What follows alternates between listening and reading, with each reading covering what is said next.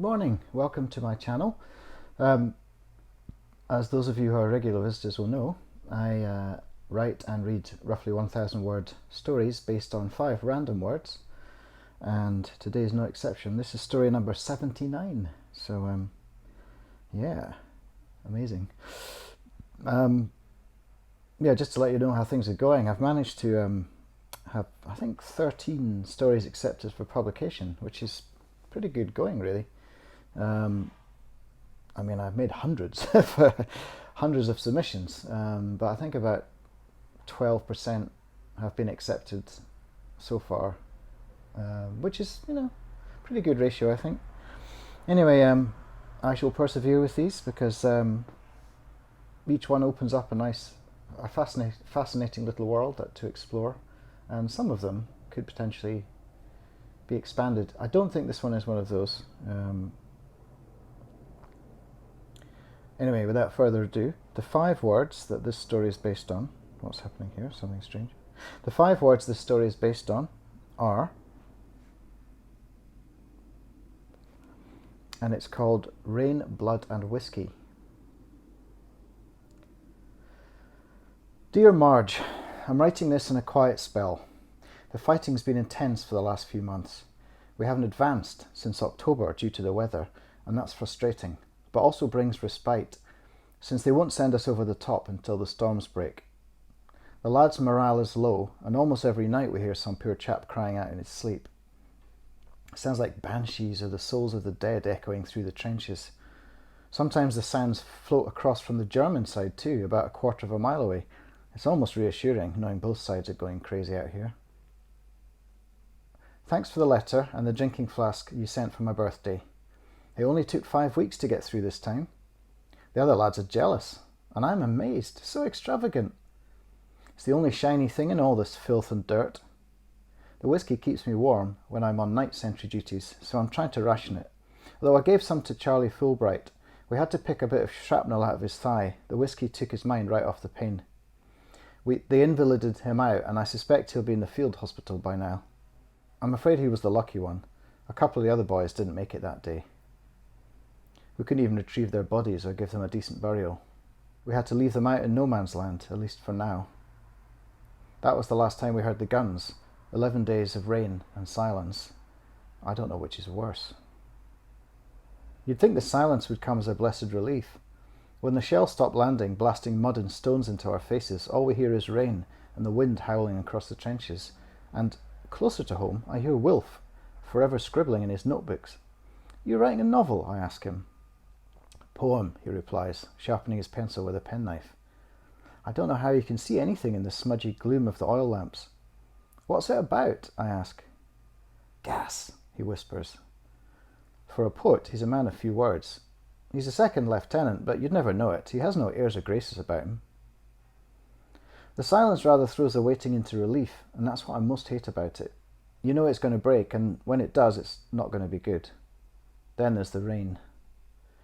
A good hole-free helmet or cap is essential. Otherwise, when you're on sentry duty, the rain will run down your neck and soak you down to your boots. I've taken to balancing a couple of planks on the metal plate that protects the loophole, and then I hide under that. But the rain is clever.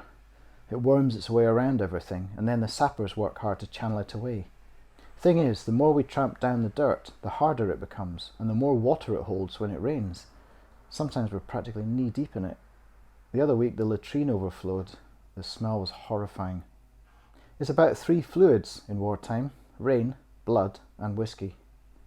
Keeping one out and diluting the second with the third, if you see what I mean. Our corporal, Wilson, has got the best dugout. He's an engineer back in Blighty, and he's built a sort of twin-level bunk, kept off the floor on stilts made from bricks, stood up in concrete left over from the last pillbox construction. He lets whoever's on sentry duty sleep in the lower bunk. He's a good sort, is Wilson. I miss you, Marge. I miss you so much I can feel it like a wound, like I'm bleeding internally. I don't want you to worry though. We're a tight little unit and we know what we're doing. Even the Frenchies they've sent to join us know a thing or two. They don't wear berets and striped jerseys either. They know some great songs and they have better cigarettes. I'm learning some French, ma chérie, je t'aime et tu me manques, gas.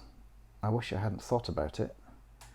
We heard stories of the mustard gas from a Belgian scout called Jacques, who ran over from the western trenches. The latest sort is yellowish, stinks, and it burns you up from inside. We're told to soak hankies in ammonia and keep them on our person. They keep promising us gas masks, but we haven't seen any yet. I don't want to tell you what we do when we run out of ammonia. It ain't nice. We haven't had a mustard gas attack yet, but I'm ready when we do. I hope you don't mind that I'm using your hanky, given that it might save my life. Wilf says he's writing a poem about honour. I can't believe this is his second time round. He won't talk about what happened to him, just says he spent some time recuperating near Edinburgh. It sounds lovely, but I'm guessing it wasn't. I reckon he's what they call shell-shocked, and maybe that's why he scribbles frantically but won't talk much. If we can push the enemy back to the canals, they say we'll have recaptured the front. Word has come down from on high that we'll soon be going over the top. I don't want to worry you, but there's a chance I won't be coming back. I just need to let you know that I love you dearly, and I'll see you again if I can. I hold on to hope as hard as I hold on to my rifle. Not sure what you think of this, but I've named my rifle after you, Marjorie Lee Enfield. And she deserves your name because she keeps me safe. I have to stop writing this for a bit because the Lance Corporal's calling me. Unsigned, Private William Billy Cadden, Sombre Canal, November 1918.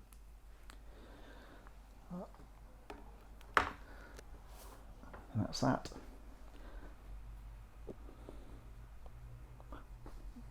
So I wrote that one after watching, weirdly enough, Roger Waters' concert film The Wall. I discovered that the cinematographer on it was Brett Turnbull, who did the cinematography on my first music video, weirdly enough. And it's a strange film because there's all the bombast of the Pink Floyd's, Wall album, and the insane amounts of stagecraft that Roger Waters has put into putting this thing on. But then in between there's some very intimate, sort of slightly staged, but fairly authentic scenes of Roger Waters visiting World War I and II memorial sites in France and Italy.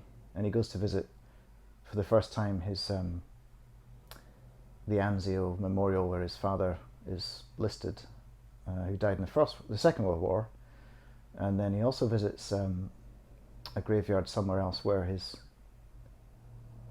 grandfather is buried, who died in the First World War. So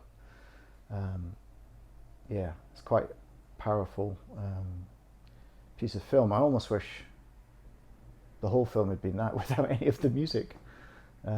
He even plays a trumpet, like he does a bugle call, which sort of teeters on the brink of being hammy, but sort of works. Anyway, it's a good film. It's quite emotional. The music's amazing if you like Pink Floyd. And it kind of got me thinking about the First World War, so life in the trenches. So I took what I already knew and did some more research and thought about Wilfred Owen, whom you probably guessed is Wilf, the poet, scribbling away. And then I came up with that. So anyway, I hope you liked it. If you did, please share. If you share a link to the video on your social media, that will help build my site rather than just clicking like, which doesn't really have much effect. Anyway, thanks for listening, and I'll see you again very soon. Okay, bye.